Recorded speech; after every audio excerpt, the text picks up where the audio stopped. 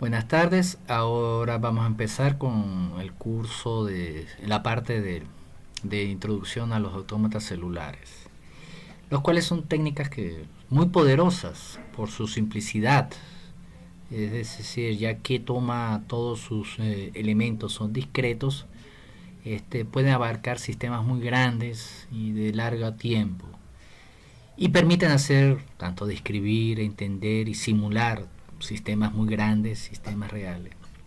Lo bonito de estas técnicas es que se puede describir de manera muy simple algunos sistemas y tener resultados muy aproximados.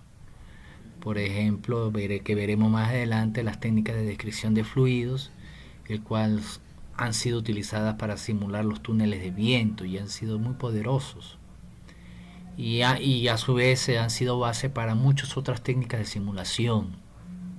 Entonces esta técnica es muy interesante y realmente poderosa para esta. Y nuevamente repito, esta técnica permite describir las cosas de manera muy clara y muy resumida, o sea, de muy básica manera. Ya veremos más adelante que algunos ejemplos. Y bueno, las simulaciones son realmente bastante aceptables en el sentido de al describir grandes cantidades de componentes. Haciendo un poco de historia al respecto a los autómatas celulares, pues comencemos con la definición. Y dice así: son idealizaciones de sistemas espacialmente distribuidos en las que el espacio, el tiempo son discretos y las cantidades físicas toman conjuntos de valores finitos, también son discretos. Entonces esto permite que a la hora de calcular, de introducirlo a una computadora, sea de manera transparente. Recordemos que estos sistemas son por esencia discretos. Y todo surgió en los años 40, con nombres muy conocidos: John von Neumann, Ulam.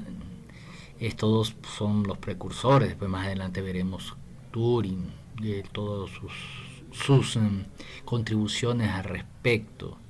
Y todo comenzó sencillamente con tratar de construir una máquina que resolviera problemas muy complejos, o sea, problemas que sean superiores o con de mayor dificultad que sus partes, la definición de sistemas complejos. Y bueno, Ulam le sugirió a von Neumann que discretizara el tiempo, el espacio y el estado del sistema, y así de esa manera tener una conexión directa con las computadoras.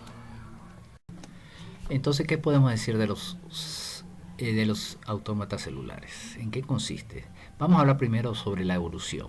Y dice así: los estados del sistema evolucionan como un conjunto de autómatas ubicados sobre una retícula, similar al espacio celular biológico. Es decir, nosotros imaginemos pues cómo que se distribuyen las células en la piel de cada uno de nuestros sistemas, y siempre vemos que hay células conectadas unas a otras de distintas maneras, hacen una función, se distribuyen, se colorean de manera diferente. Pues de esa manera también se distribuyen los autómatas celulares sobre un espacio segmentado, cuadriculado. Y volviendo a la historia, podemos reseñar de que el primer autómata celular era una retícula cuadrada, lo más sencillo que se nos puede ocurrir, más de 100 celdas, perdón, de 1000 celdas, y tenía 29 estados posibles. Cada celda interactuaba con sus primeros 4 vecinos. Lamentablemente, pues por las limitaciones de la tecnología de la época, eran máquinas de transistores, no se pudo implementar completamente, pero fue un gran avance en este sentido. Es importante resaltar que hay un rompimiento de un paradigma, es decir, hay un antes y después de esto, ya que anteriormente se creía que una máquina no podía crear un objeto de la misma complejidad que de la misma máquina, o sea, todo. Y sin embargo, con los autómatas celulares se puede crear una máquina de idéntica o igual complejidad, y esto rompió un paradigma realmente. Entonces efectivamente se encontraba que con pequeñas reglas podría encontrarse resultados muy semejantes al de la naturaleza. Y eso fue algo muy importante. Vamos a hacer unas pequeñas reseñas históricas. En los 50 se usaron los autómatas celulares para procesar imágenes. Después vino Conway en 1970 y diseñó el juego de la vida, que es un juego que con pequeñas reglas muy simples puede generar comportamientos complejos como reproducirse, comer,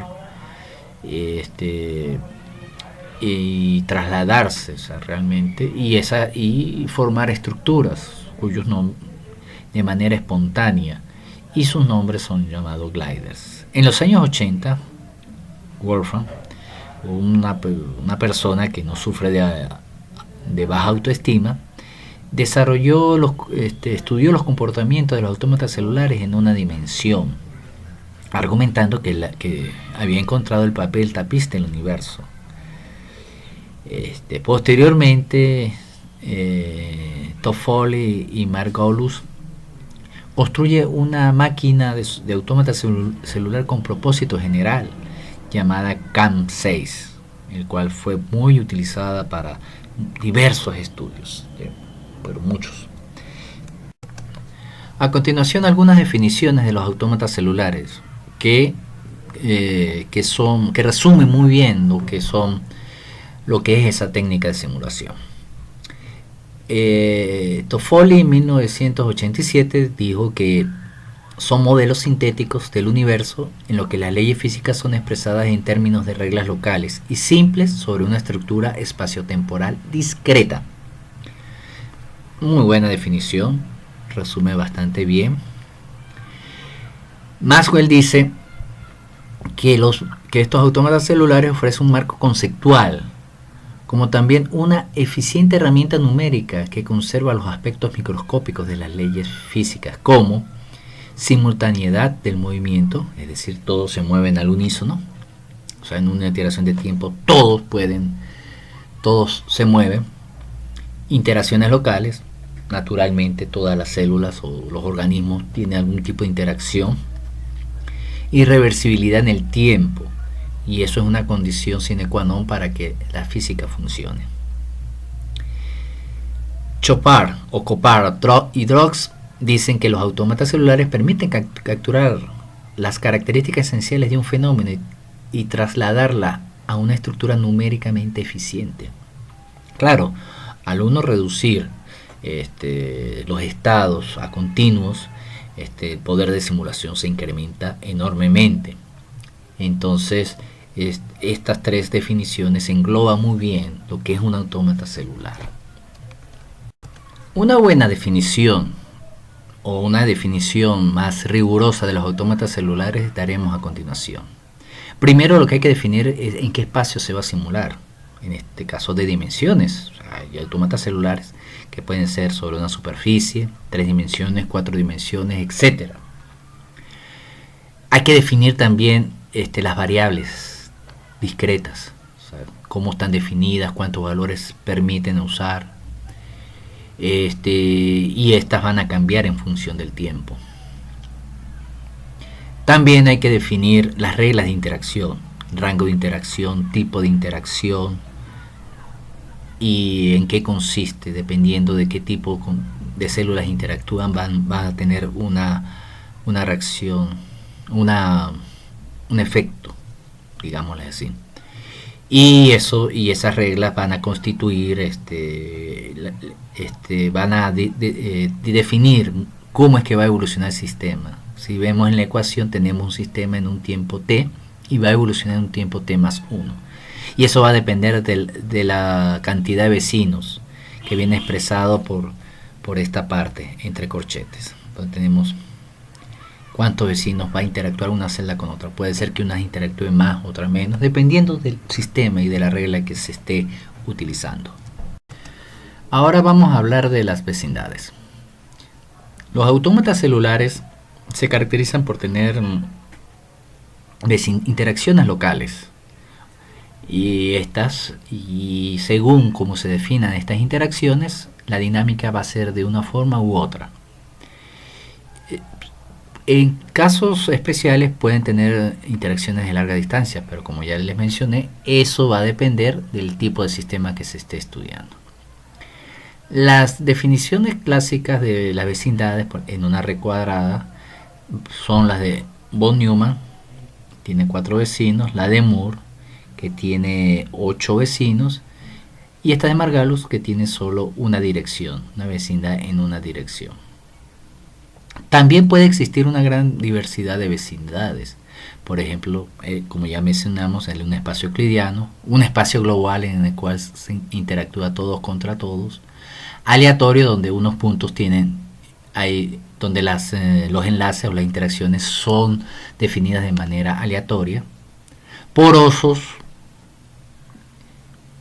que tienen unos espacios donde pueden interactuar, se usan para estudiar procesos de percolación, multifractales, ya un poco más abstracto, pero sabemos que en la naturaleza hay estructuras fractales y podrían utilizarse sobre esos sustratos. Aquí tenemos el triángulo Sierpinski y aquí está la alfombra Sierpinski. Árboles, y actualmente se está estudiando mucho lo de Small World. Este tipo de interacciones se han utilizado mucho para las interacciones sociales. O sea, esto se define ya que según se dice que el mundo es pequeño porque tú conoces a una persona que a su vez conoce a otra persona que es conocida tuya, entonces se menciona qué pequeño es el mundo. Bueno, esa es la razón y tiene unos parámetros que más adelante veremos y vamos a desarrollar con más detenimiento. Ahora vamos a hablar de las condiciones de contorno. Esto se genera ya que en una computadora o en un espacio finito en el cual vivimos, uno no puede simular procesos infinitos. O sea, uno simula una pequeña porción del espacio. Y en computadora, pues en las computadoras está limitado por la capacidad de la misma computadora, memoria RAM, memoria disco duro, etcétera, etcétera. Entonces, hay un problema, ¿cómo se definen los bordes de esos sistemas ya finitos? Entonces, hay maneras de hacerlo. En este caso nosotros en este caso se tiene que hay varias condiciones periódicas, el cual un extremo del sistema interactúa con el otro extremo, entonces esto puede simular como una condición infinita. Hay otras llamadas condiciones fijas donde en los extremos hay valores fijos, el cual no va a ser cambiado durante la dinámica. Reflexión, donde el valor va a interactuar consigo mismo, y las adiabáticas, las cuales van a estar totalmente aisladas, llegan al borde y no hay más interacciones. Ahora les hablaré sobre las reglas de Wolfram. Él ideó un autómata celular unidimensional, el cual puede tener dos estados. Este autómata unidimensional es de condiciones periódicas, es decir, que el extremo izquierdo se conecta con el extremo derecho y los estados son 1 y 0. En un tiempo t cualquiera, si tenemos 3 celdas en 1, genera un 0. Si tenemos 2 celdas en 1 y en la celda derecha en 0, me genera 0. Si en los dos extremos es 1 y en el centro es 0, es 1, y así cualquier regla. Fíjense que en el tiempo t más 1 se genera un número binario de 8 posiciones, de 8 números.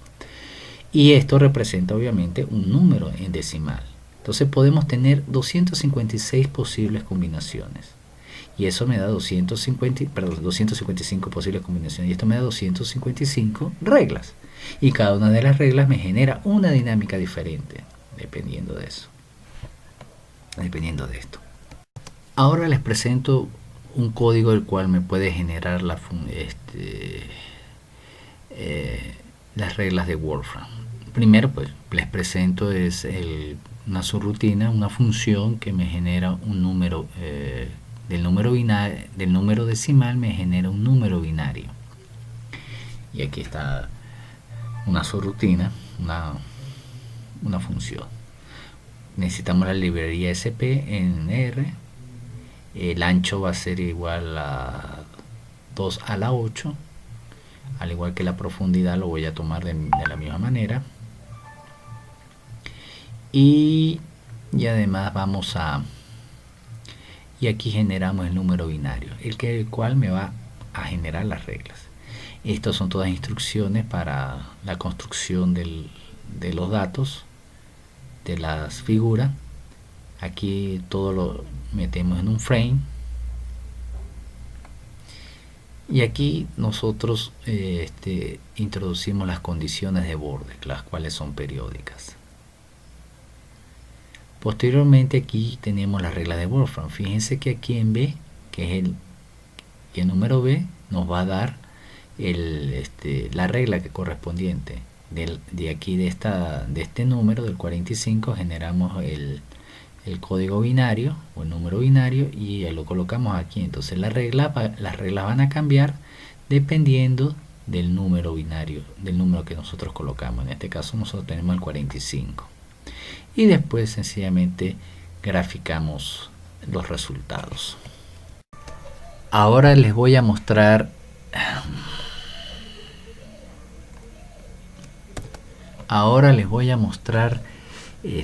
cómo funciona el programa en R de las reglas de Wolfram. Aquí tenemos pues la función que genera el número binario.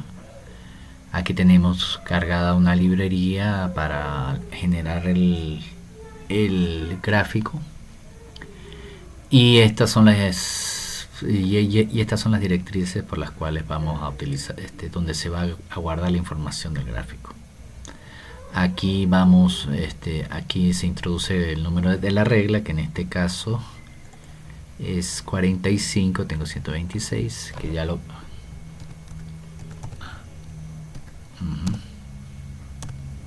45.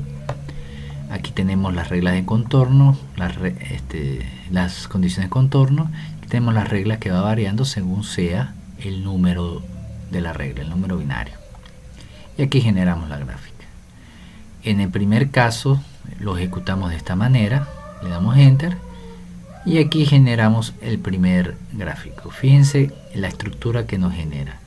Es muy semejante a la estructura que aparece aquí en la regla 45. Esto queda más o menos. Aquí está en Wikipedia. Tenemos algunos resultados de la regla. Aquí tenemos que el 45. Fíjense que es muy parecido a lo que nosotros obtenemos. Y nosotros podemos cambiar a la regla, por ejemplo, 126, que es esta, que tiene una estructura triangular. Para hacer ese cambio simplemente cambiamos el número acá. 126, lo guardamos y corremos el programa, y el resultado que nos da va a ser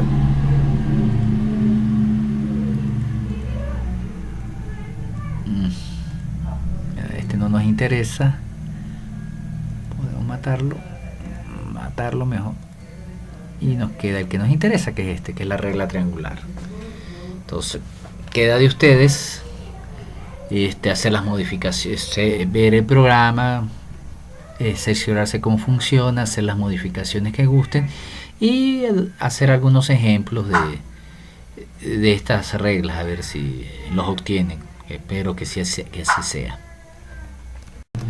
Aquí tenemos otros resultados. Por ejemplo, con esta estructura podemos encontrar propiedades complejas, característicos de los sistemas emergentes. Por ejemplo, podemos llegar a punto fijo, ciclos límites, atractores extraños y estructuras complejas, cada uno con una regla diferente, obviamente. Bueno, ahora vamos con otro ejemplo, en este caso el juego de la vida. Es un sencillo juego bidimensional que fue construido en 1970 y el cual consiste en dos sencillas reglas. Si una célula muerta está exactamente con 3 vecinas vivas, esta nace, en el caso aquí. Y si una célula viva está con 2 o 3 células vivas, sigue viva. Y en el caso contrario, muere, en este caso acá. Bueno, Y con esas dos sencillas reglas es mucho lo que se puede lograr. Aquí nosotros mostramos un código en R para el juego de la vida. Aquí vamos a tener la librería que vamos a necesitar para generar el GIF, la peliculita de cómo es que funciona este autómata celular. Aquí el tiempo va a ser de 500, el ancho y el alto va a ser de 100 y vamos a tener un valor lógico de verdadero. Construimos un frames, el cual me va a contener toda la información, y también tenemos una matriz de vecindad. Aquí nosotros si tenemos en la posición inicial, vamos a colocar nuestros estados de manera aleatoria. Después vamos a hacerlos evolucionar de esta manera, donde aquí vamos a introducir las vecindades correspondientes. Aquí tenemos el algoritmo de las vecindades. Aquí tenemos el algoritmo de las condiciones periódicas, y aquí actualizamos según las dos reglas antes mencionadas, donde 0 es muerta y 1 es viva, y aquí las tenemos. Y después nosotros generamos el nuevo estatus del frame, el cual me va a ir cambiando tiempo a tiempo. Y aquí tenemos la manera como vamos al frame, vamos a incluirlo en un archivo .gif. Bueno, aquí les presento el programa ya en código texto que les había comentado anteriormente, con todas las características que les había mencionado, y solo falta ver su ejecución. Obviamente tienen que tener presente que estas librerías estén instaladas en su código, en su programa R, y sencillamente se ejecuta de esta manera. Aquí y aquí generamos la simulación. Aquí tenemos ya una escrita y vemos cómo la regla hace que tenga un comportamiento de gliders. Vemos que algunos caen ciclos límites como estos y estos, otros se ven como desplazándose. Fíjense en esto, y desaparecen algunos, otros se quedan congelados en un punto fijo y a su vez son devorados. Y aquí tenemos con sus condiciones periódicas, veo que pasa de un lado al otro. Entonces son todos una especie, todos tienen un comportamiento complejo, habituales de los seres vivos.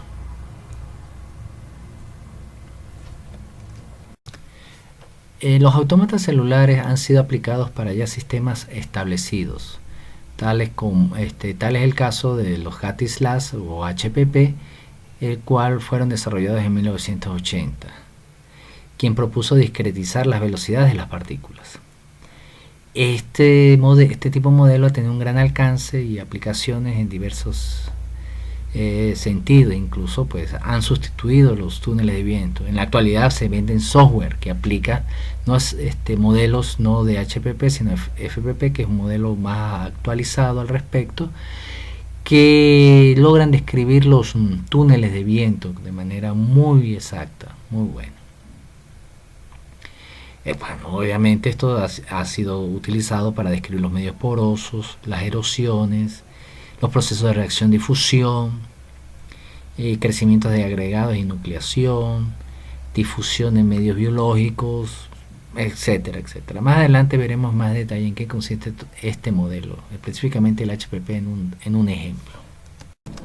La idea de este tipo de autómatas celulares consiste en lo siguiente. Por ejemplo, tenemos una cuadrícula en la cual vamos a colocar en cada enlace de la cuadrícula un vector de velocidad, y estos interactúan entre sí. Por ejemplo, si en este caso, en el caso A, si el vector no tiene ningún compañero, o sea, no tiene ningún obstáculo, seguirá a la siguiente celda.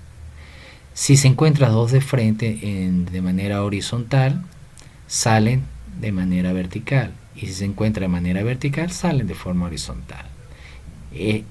Con estas sencillas reglas se puede describir un medio hidrodinámico. Los autómatas celulares han sido muy útiles para describir fenómenos emergentes, fenómenos colectivos no triviales. Estos fenómenos colectivos tienen propiedades muy singulares, que el todo dista mucho de lo particular o de lo elemental. Tal es el caso de comportamientos cuasi periódicos, o sea, que tienen cierta regularidad, pero no se pueden apreciar, al menos a simple vista, o casos de periodos donde un sistema puede coexistir en dos estados a la vez. Por ejemplo, en los gráficos que se presentan acá, es una estructura de pequeños mundos con una dada probabilidad de reconexión, y para dos valores de acoplamiento que existen entre estos sistemas. Y fíjense que una pequeña diferencia en el acoplamiento genera dos comportamientos totalmente diferentes, que son estos sistemas que son característicos de los sistemas complejos, que con pequeña diferencia de parámetros o condiciones iniciales, su comportamiento final difieren bastante. Estos sistemas complejos tienen la característica de que una vez definidos sus parámetros, sus comportamientos deben ser estables y robustos. Es decir, no pueden caer en otro sistema dinámico, en otro comportamiento dinámico. Dicho comportamiento también aparece en sistemas determinísticos y también en sistemas probabilísticos, pero tienen que tener la característica de que tienen que ser actualizados al unísono, es decir, todos al mismo tiempo, o en otras palabras, requieren sincronismo.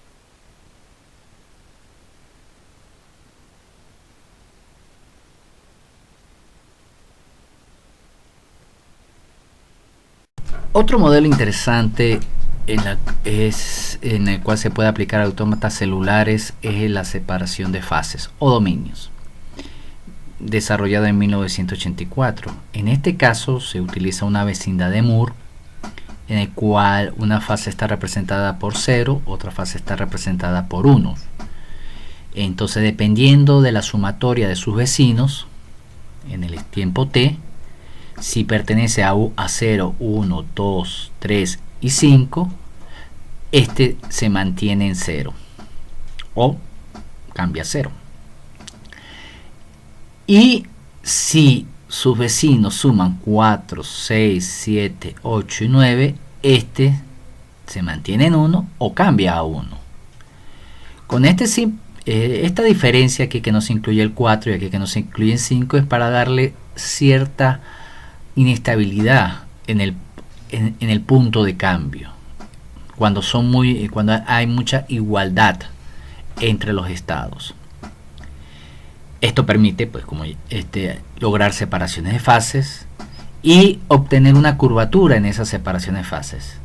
Y esto se genera a pesar de que en las reglas no tiene en cuenta la formación de dominios. Es realmente muy interesante cómo modelo tan sencillo como esto pueda generar algo complejo como las separaciones de fase. Volvemos ahora con la dinámica de partículas, el modelo HPP concretamente, y vamos a describir lo que es la colisión y el desplazamiento de las partículas. Este modelo tiene las características de que tiene el principio de exclusión de partículas, es decir, una partícula no puede estar en un mismo sitio, y también la conservación de momento, es decir, en promedio, o sea, de todas las partículas, el producto de su masa por la velocidad debe permanecer constante, y esto es para alcanzar, representar la ecuación de Navier-Stokes de un fluido tipo newtoniano. Y aquí presentamos pues cómo se puede describir a través de un código las velocidades de las partículas y su dirección. Si estamos acá, podemos observar que si está del lado izquierdo de la pared, podemos representarlo por 1, 0, 0, donde los ceros indican que no hay partícula. Aquí está en la tercera posición, la partícula se traslada de esta posición a esta otra posición.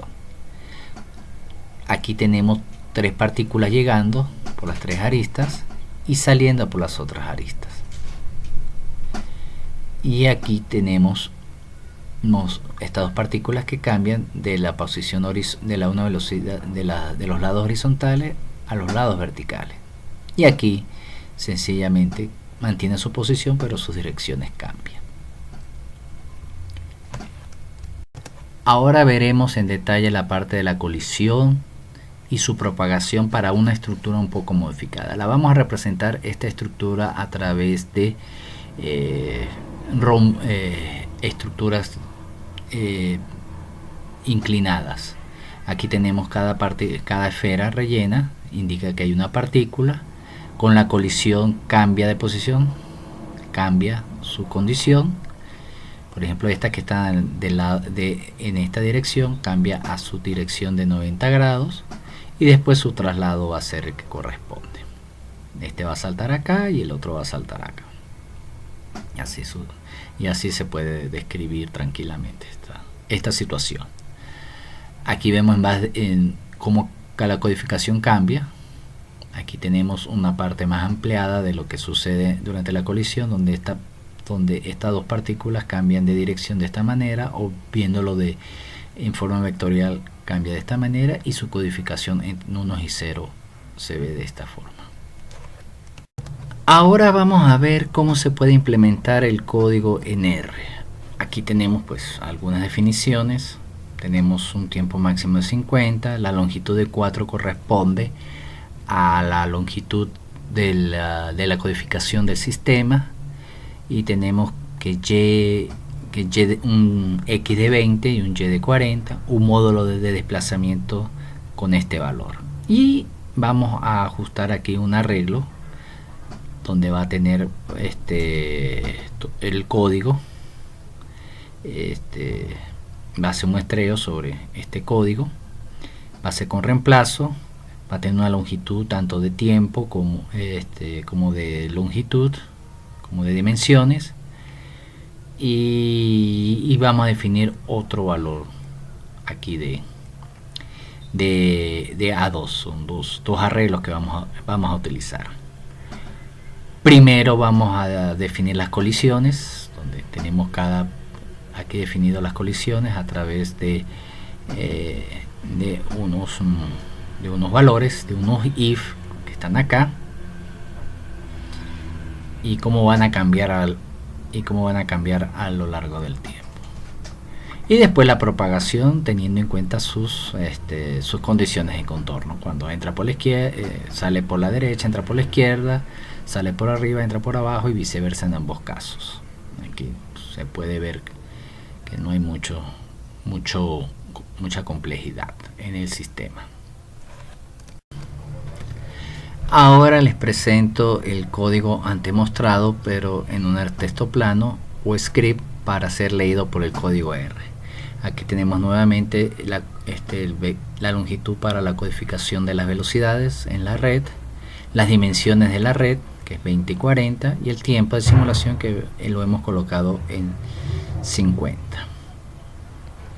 Aquí tenemos en los arreglos A1 y 2 donde vamos a guardar la información.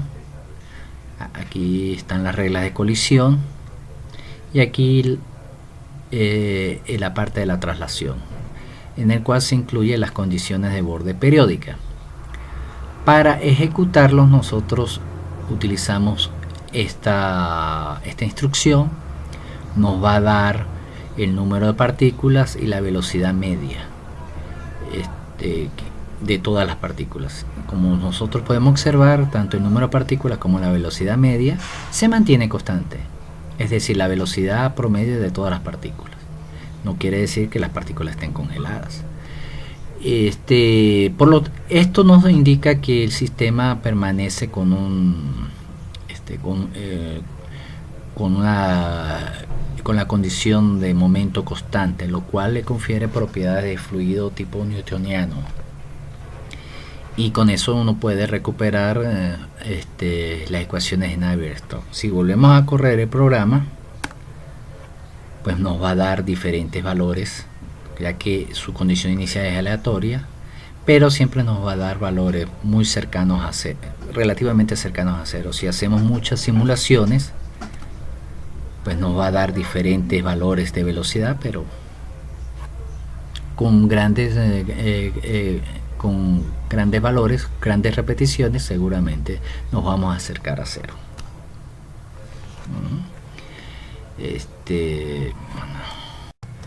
Ahora vamos a explicar un pequeño modelo sobre que se ha aplicado a materiales granulados para describir su cinética. Y lo particular de es cómo describir la estabilidad o instabilidad de un grano. Un grano es estable si tiene un soporte en sus tres vecinos inferiores, y es inestable si solo tiene dos, bien sea puede caer por la izquierda o puede caer por la derecha, si tiene, en el caso de tener uno. Entonces, para resolver este conflicto que deja pocas posibilidades para la cinética, se prevé expandir un poco más la vecindad para que así el grano tenga mayor oportunidad de desplazamiento. Para una vecindad de Margolus, nosotros tenemos lo siguiente: tenemos una red cuadrada, puede caer, bien sea para su vecino izquierdo o su vecino derecho, puede seguir en línea recta o puede quedarse estancado, según. Y también podemos definir un desplazamiento a través de bloques, bien sea que se desplace, se caiga en conjunto dos partículas con una probabilidad P, o con una probabilidad 1 menos P se quede en el sitio inicial. Aquí podemos también introducir un nuevo modelo de tráfico a través de autómatas celulares, cuyo recorrido está descrito a través de casillas, y su principal característica es que para que un vehículo se mueva de una casilla a otra, esta casilla debe estar desocupada. Y con esta sencilla regla es posible modelar de manera bastante aproximada sistemas de tráfico. Por supuesto, puede ser extendido a sistemas más complejos con paradas aleatorias, tales como carga y descarga de pasajeros. Se puede simular también obstáculos, tal como un congestionamiento por accidente o porque un vehículo sufre un percance, paradas obligatorias como semáforos, y se puede hacer estudios de sincronización de semáforos para ver cómo sería la forma más eficiente de distribuir el tráfico, etcétera. Un punto interesante de los autómatas celulares es que con ellos han logrado describir fenómenos muy interesantes, como los fenómenos críticos. En lo particular, las transiciones de fase. Una transición de fase es un cambio de fase, por ejemplo, de la materia. En la actualidad ya no es solamente de la materia, pero sino del comportamiento humano también hay, o animal también hay cambios de fase de comportamientos.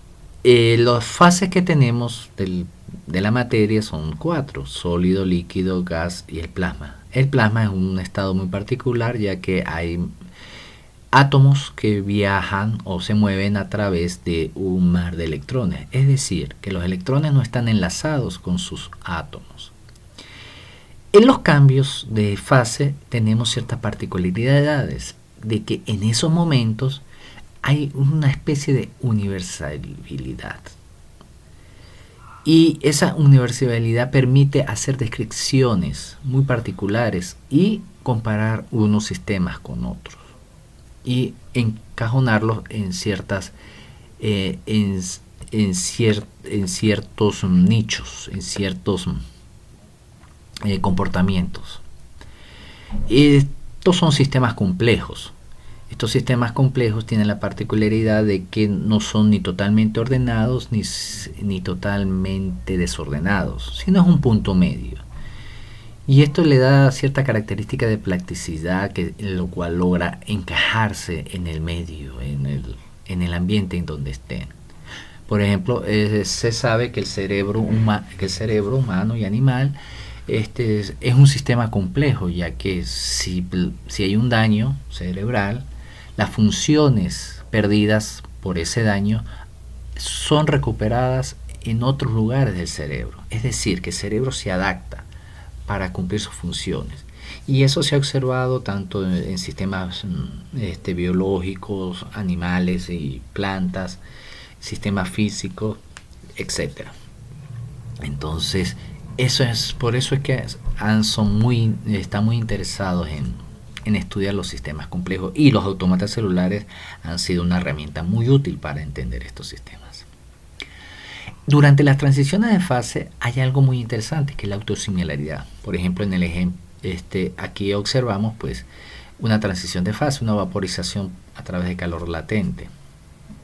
Y si nosotros podemos ver que hay una autosimilaridad, es decir, que la estructura macro o de una escala más grande es muy similar a la estructura un poco más de escala más pequeña. Es decir, como tienen estructuras similares, se pueden describir a través de la misma ecuación. O sea, hay un comportamiento libre de escalas, es lo que se llama.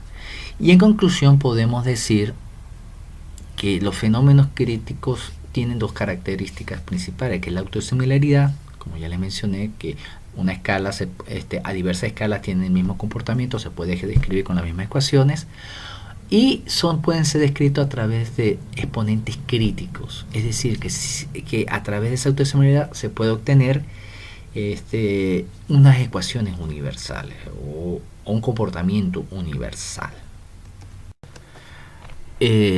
Para observar estos comportamientos, uno tiene que definir una variable. En este caso vamos a definir un parámetro de orden. Este parámetro de orden te indica qué tan ordenado puede estar un sistema o desordenado. Un ejemplo sería la densidad. Recordemos que la densidad la densidad tiene mucho que ver con el orden. Como usted ve, entre más denso, más compacto, menos ordenado; entre menos denso, más desordenado. Hay más espacio libre de movimiento. Y con esta densidad uno puede, por ejemplo, en el caso, graficar los estados de transición del agua, en este caso. O sea, que aquí tenemos hielo, aquí tenemos agua, y tenemos un punto muy particular donde las tres fases coexisten, que es el punto triple. Y este es el vapor de agua. Entonces, con la densidad uno puede tener lo que se llama diagramas de fase.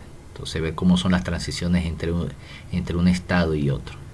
Y esto es muy útil para entender los sistemas y por qué cambian.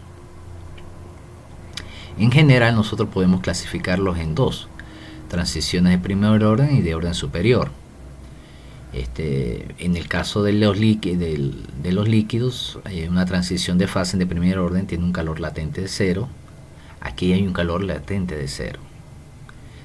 Es decir, aquí cambia abruptamente y aquí cambia de manera suave. De hecho, las variables son discontinuas en las transiciones de primer orden, y aquí las transiciones son suaves, pero sus derivadas no, por supuesto, de orden superior. Y aquí hay un reordenamiento radical de la estructura y aquí un cambio suave. Transiciones de segundo orden son suaves, tercer orden son más suaves de la materia y todo se ve reflejado a través del parámetro de orden.